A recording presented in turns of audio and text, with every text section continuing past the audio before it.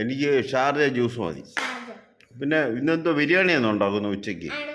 എത്ര പെട്ടെന്ന് ഉണ്ടാക്കി. ആ ആ ആ ഷാർജ. Okay okay. ആ കുടിച്ച് കേട്ടോ. ഇനി ബിരിയാണിയുടെ പണി തുടങ്ങിക്കോ.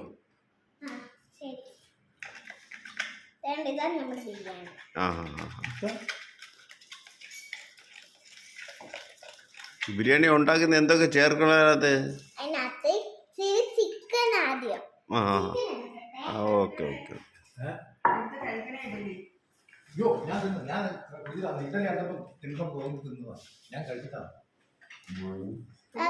നമ്മുടെ ചിക്കൻ ആയത്